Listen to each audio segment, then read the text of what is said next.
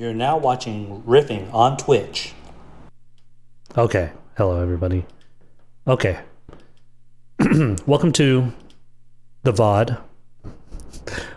We did a little bit of a re-record here, 30 minutes into the stream. But I wanted it to get a clean cut of the video before I uploaded it to YouTube.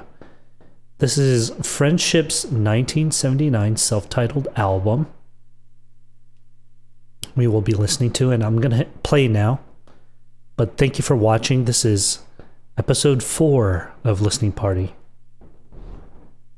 We're going to start with the side A track. I'm already forgetting. Bullet Train. Okay, here we go.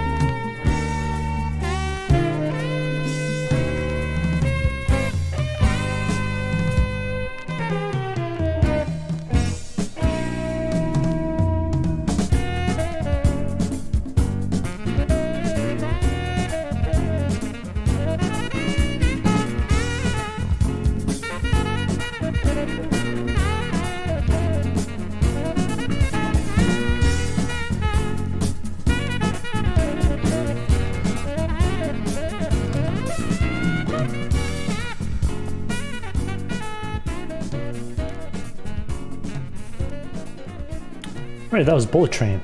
Very good. Nice way to start the album. Now we got A2. This is Tighten Up. Tighten Up.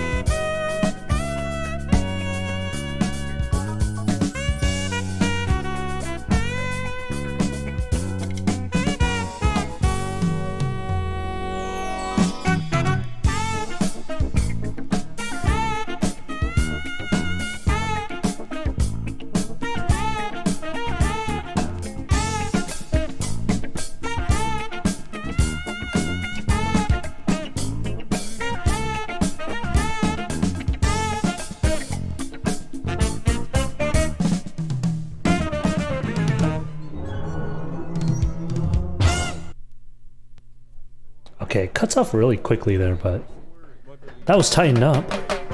Now the situation. Enjoy.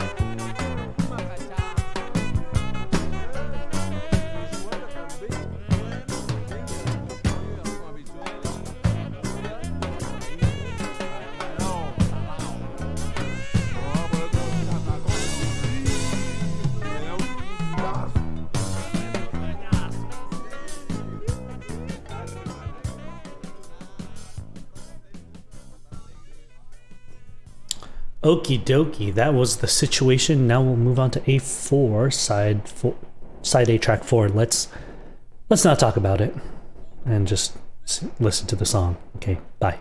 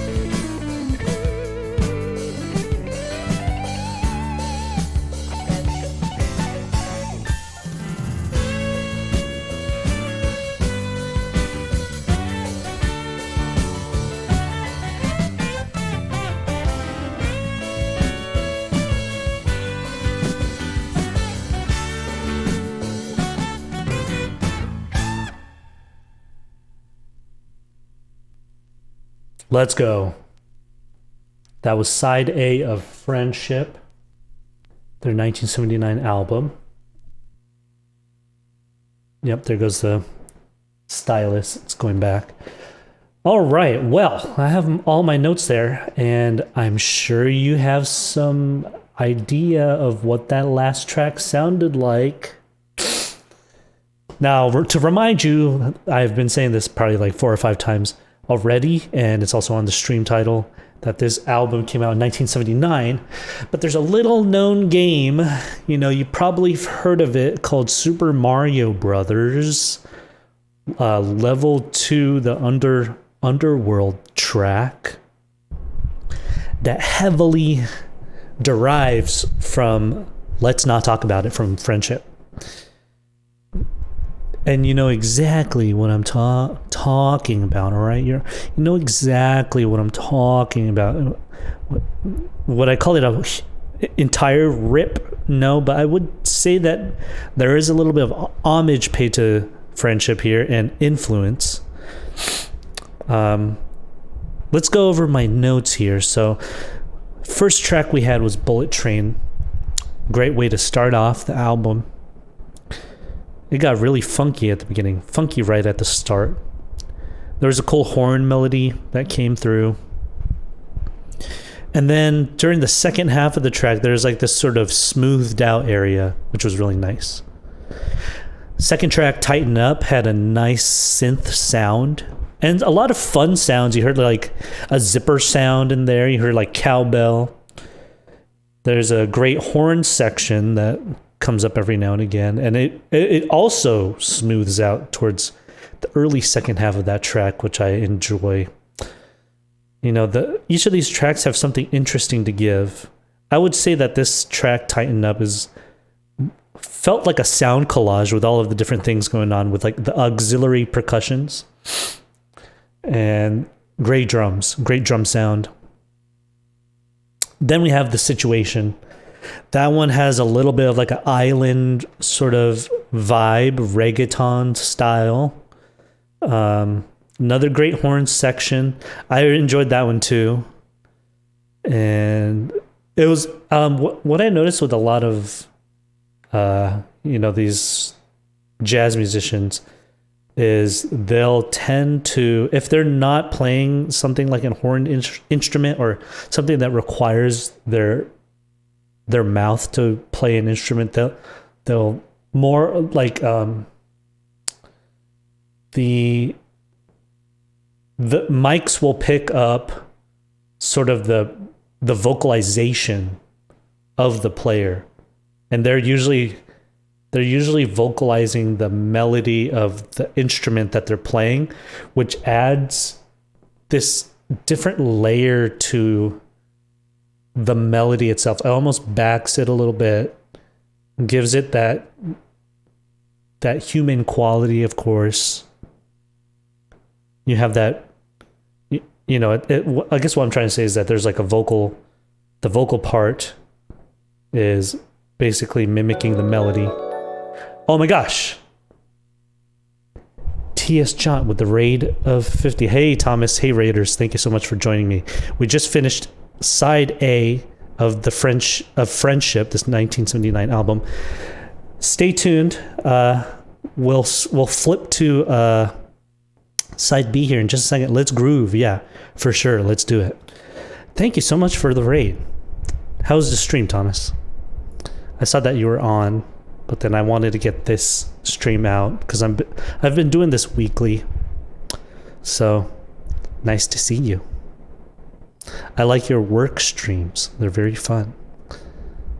Pretty good. Let's move on over to the record player.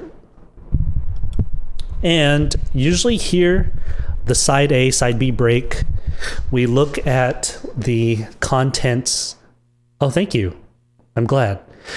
Yeah, I'm going to upload this on YouTube too, so I'm recording right now. We usually look at the contents of the record, but because I got this for I got this for a low price. There's nothing. There's nothing in here. But we could take a look at the back. Let's take a look at the front, actually. Let's take a closer look at the front. We got this. Take a look at this logo type. Logo mark. Friendship. There's nothing better than friendship. We also got a very unique looking album. It's the side profiles of all 6 members, it looks like. And each of their outlines has a different color. Adds a pop of color there to what would otherwise be a bland black and white background. Also, a really interesting touch is their eyeballs. I mean, it's like they cropped out, or they did some sort of photo selection where only their eyeballs would be showing. Interesting. I guess a little small detail too is that if you take a look at the blue here, there's a little bit of a gradient. Kind of interesting there for a couple of them. You see these sort of a speckled sort of gradient look. Nice looking album. Colorful one. Take a look at the back, and we get the full faces of the 6 men. The full faces of the 6 men. Okay. And we have their names on the bottom. We should go over that. This is Alex Acuna on drums and timbales. Oh my, this is kind of funny looking on the stream, but then we got Ernie Watts, who is on most of the horns section here. He does a lot of the horns and a lot of the woodwind instruments, tenor saxophone, soprano sax, regular a saxophone synthesizer, and piccolo. Then third here we have is Don Grusin. Don Grusin. He's on the keyboards. And then we have Abraham Laboriel, which I have looked up a little bit while we were listening to side A, and he's on bass. Supposedly one of the most requested bass, what do you call it, session bass players on albums. Then we have Steve Forman on percussion right here with his magnificent beard. It's looking very, very much like a beard. I think that's a beard, right? That's a beard. Then we have the one and only Lee Ritnour on the guitars, acoustic and electric. There's the men. And we can see who produced this. Produced by Lee Ritnour, the guy on guitars. And this is a California record. And we have a little bit of some notes here that say, let's see if we can get a little close. Well, no. Right here. Okay. Let's see, what does this say? Friendship is six musicians each with a personality and style of his own. With the constant support of guitarist Lee Ritnour, who has had Friendship at his side on his concert tours and recording projects over the past few years, the band has been able to collectively create the Friendship sound and ultimately capture it on this debut album. When they come together to make music, a chemistry happens that can only be described as pure joy. That feeling will always be with Friendship. All right, well, that's it. That's the sleeve. And with that, I will change it over to side B here real quick.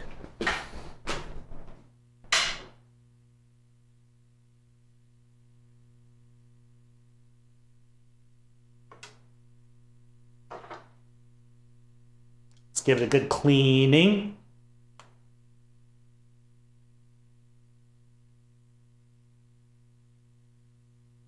I'm usually left-handed. I'm better at doing this left-handed.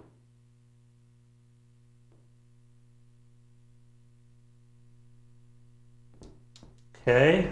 The record, by the way, quality-wise, is sounding pretty good. No pops or cracks so far. The track we're starting with on side B is Here Today, Here Tomorrow. Here Today, Here Tomorrow. Thank you so much for joining me again, Thomas Stream and Thomas. Let's go ahead and start side B. Thank you for watching Listening Party episode 4.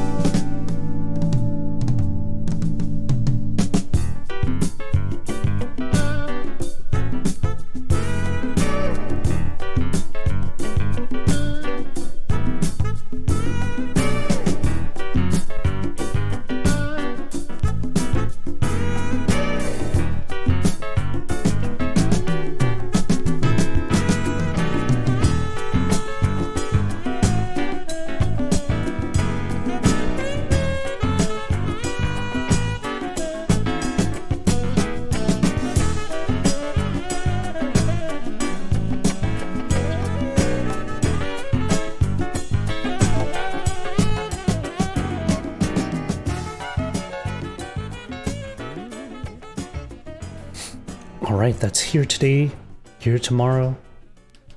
I thought it would start off as a softer track, but I picked up right away. Cool horns on that one. Well, now listen to Waterwings.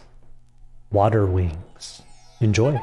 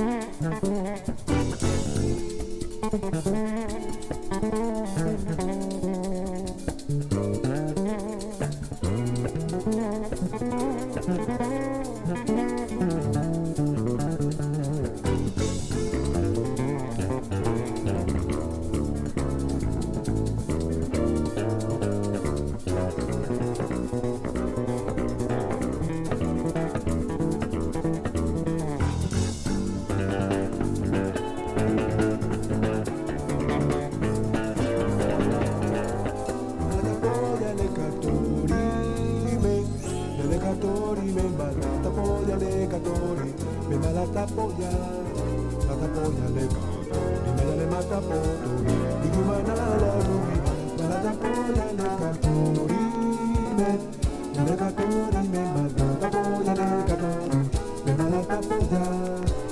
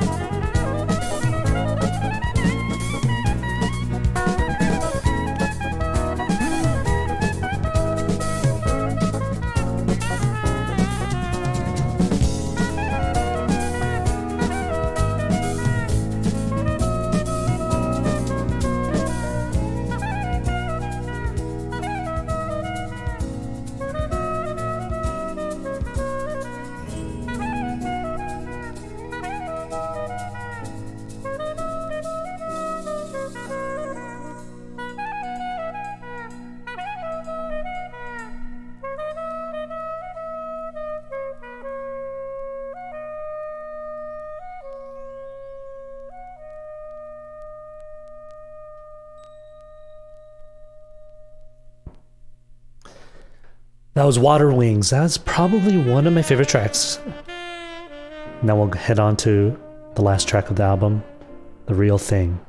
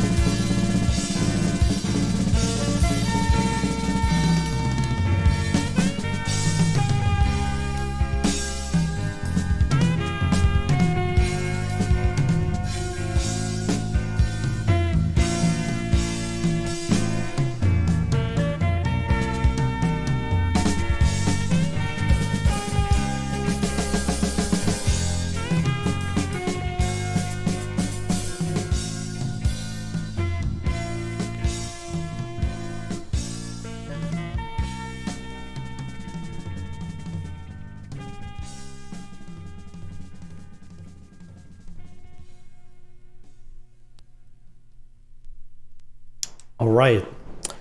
That was The Real Thing. An interesting choice of fading out on that last track. For the last song of the album.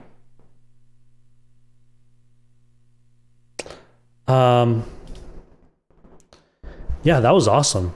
This album was great. I guess I'm more used to having the final song end definitely instead of fade out. It kind of works here though. So let me give you my notes on side B. We had Here Today, Here Tomorrow. That I thought was a softer track, and then it picked up right away. And I'm loving the horns on this track. We had a Lee Ritnour guitar solo there in that track. And then there was this part where there were these walk-up bass notes that were walking up the scale. And that was really cool. Waterwings, I think one of my favorite tracks in this entire album, which I see I kind of have typoed just a little bit. There you go. Waterwings was very good. We had the horns again. I think it's soprano sax was on this one. And we had that nice melody. We had a little bit of a vocal section towards earlier on in the track, and then when it picked up, it really got grooving. Like it got very groovy right away.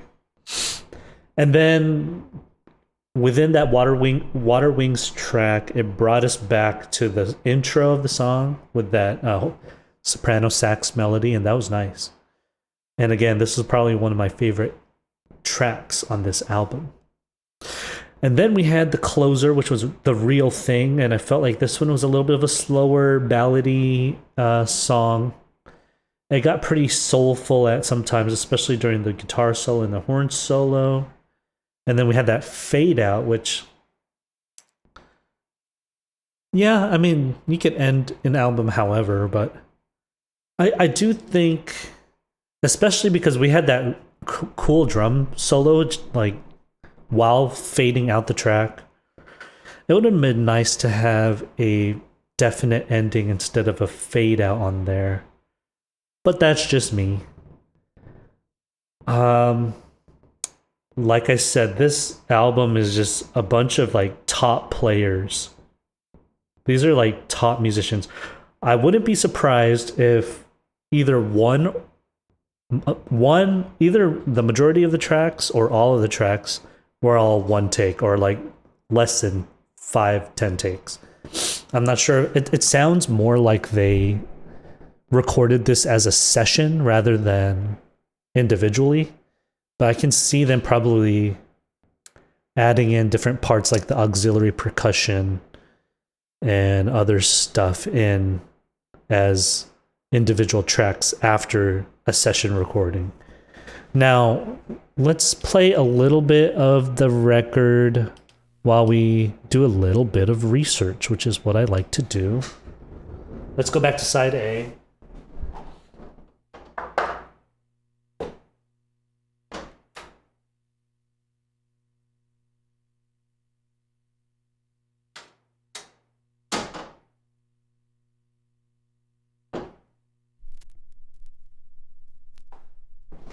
All right, let's go back to side A.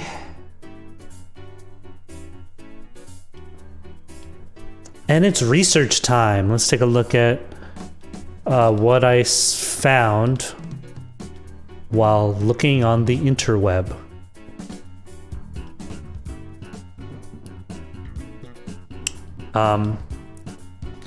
Here's their album on Discogs. And actually, hold on a sec. Let me see if it's on. Yeah. So it's on Discogs. But someone made a comment here saying, why is this fantastic album not on Spotify? So you can't find it on Spotify, but I believe there are some YouTube links for the full album here that you can listen to. like I said, this is a super group, I believe. I mean, when we go to the friendship page here for their Discogs page, it's a one album jazz funk soul studio assemblage. So I got a little bit of that genre right, especially with that last track. It did get a little soulful there. Yep, and they only have the one album, at least on Discogs. And searching Friendship on Google is not Friendship Band brings up like a new 2015 band. This was just like a one-time thing. Here they are here. Let me see if I can get a nice picture here. Here are the guys. Friendship guys. There they are. But instead of them having their own Wikipedia page or anything like that to find out more information about Friendship, I decided to look at each of the members, or each of the members listed here in the sort of credits of the Discogs page. Lee Ritnour, of course, is probably the most recognizable, or the most known. Well, you know what? I think a lot of them are pretty famous, but I know Lee Ritnour from a couple of other albums, and especially, you know, what I noticed about all of these players is they have a huge resume under their belt. I mean, they've been playing music for years. I mean, I wouldn't be surprised if they were playing since they were teenagers or in high school. But take a look at this album discography just for Lee Ritnour. We have from 1976 a huge list of full-length albums. He's still playing music today with this 2020 album Dreamcatcher. He had some singles charted, and he's also played with a different cast of musicians as well. So we have George Benson, which I'm familiar with. We have Aretha Franklin, Natalie Cole. I'm not familiar with Patty Austin, but he has played with Patty Austin as well. And a whole list of other musicians here. We have Barbra Streisand, Art Garfunkel, Leo Sayer. Huge cast. B.B. King. We got Paul Anka, Quincy Jones. Tons and tons of people. Carole King, Neil Diamond, Roberta Flack. I mean, come on. He has played with them all. And I just saw Norwegian Wood. Did he do a cover of Norwegian Wood? Okay, so I guess he has a cover of the Norwegian Wood record. Oopsies. There goes my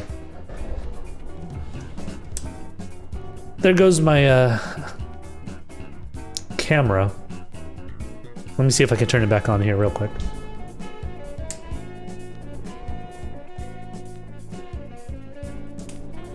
It overheated.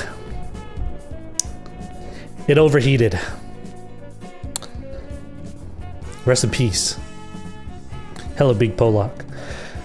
And then moving on, we have Abraham Laboriel Sr. Here he is here. He had a lot of great bass lines. Okay. So, like I said, he is the most... Guitar Player magazine called him the most widely used session bassist of all time. That's very interesting.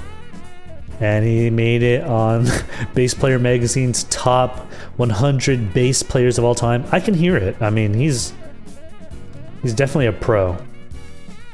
And he's another person who has played with them all. Al Jarreau, another person I'm familiar with. Tons of people. Leo Sayer. It's like the group. The circle of musicians are all shared between each of these friendship musicians, and you know, I assume so because they're friends, and they're probably friends with these friends. And he's also played with Madonna and Michael Jackson, or at least played on some of his albums. Here's George Benson again. His name is up there again. And Al Jarreau, Henry Mancini. We had some a person who's more familiar with classical type music or symphonic, in the symphonic realm, we have Henry Mancini there. Tons of other people. I mean, when you have a resume like this, you know that you're a top player. I mean, oh my gosh. In 1993 alone, I mean, look how many albums we're talking about being a session bassist. That's a lot of bass playing. This guy is busy. Up until 2019, where he played with this person, Don Felder, or at least recorded on his album. And then we have Alex Acuna, who played drums on this album that we're listening to right now. We had a Mexican-American bassist with a Peruvian-American drummer. Here he is with this awesome action fisheye shot here. Alex Acuna. But again, this person, Alex, has also a very, very large resume, and probably one of the largest resumes on Wikipedia resumes here. I mean, this is impressive. He composed with the Weather Report. Was he part of the Weather Report? I guess he was. Here he is right here. He was part of Weather Report. Played with Joni Mitchell. Oh, Sadao Watanabe, which I am familiar with too. Here he is. Familiar with Sadao. I do have some of his records. I think I have one of his records. Lots. Okay, we're in the 80s. Multiple records played on. In the 80s, that's a lot of drumming. In the 90s. Lots of records played on in the 90s. Oh my goodness, it goes on and on and on. In the 2000s. Tons of records. If you're an Alex Acuna fan and wanted to collect all of the records he played on, I mean, you'd have a whole bookshelf full of, a whole shelf, wall to wall, full of his records. He's played on some soundtracks too, and at the very latest, he's played on the No Way Home soundtrack here. The Spider-Man No Way Home soundtrack. He did drums. So there's that. And at what age? He's 70. He was 77. He's 77. Probably 76 when he did it, but 76, 77 years old, he's still playing drums. That is amazing. That is a lifelong career for Alex Acuna. Let me see if I can rip up my camera again. Rip it back on. And let's see if we can get this. Oops. Let's see if we can get this back. Oh, this is gone too. Oh, no. Let's see if we can get the camera back.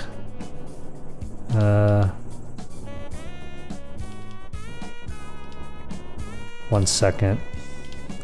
Let me switch to this view so you don't have to see all the junk that I'm doing.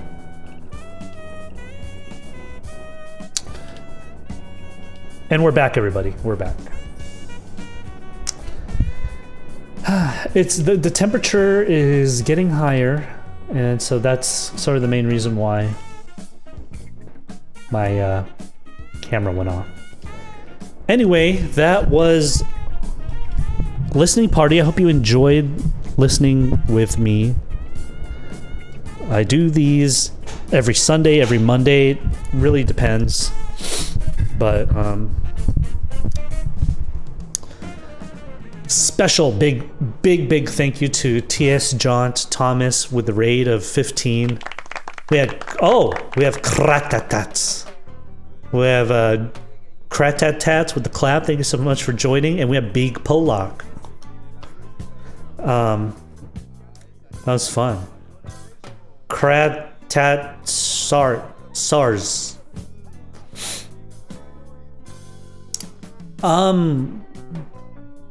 Next week,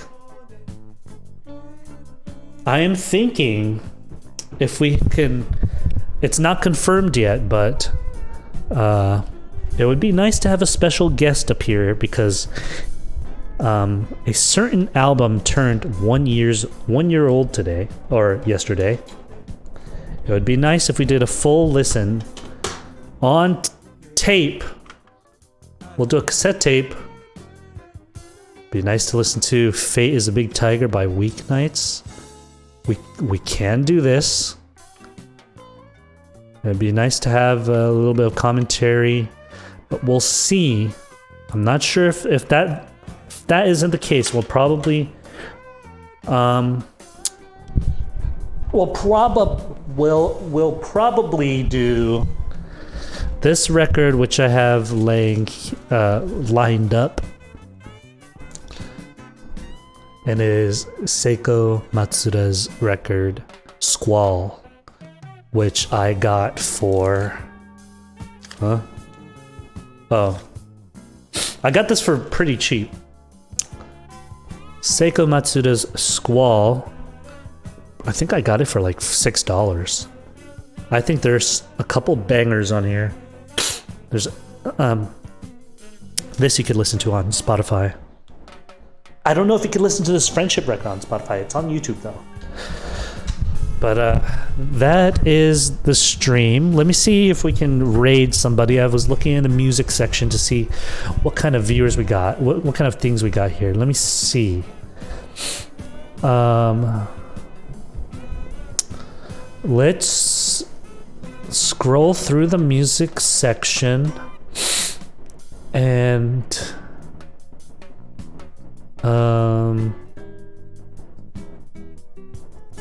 let's find somebody that's doing something fun.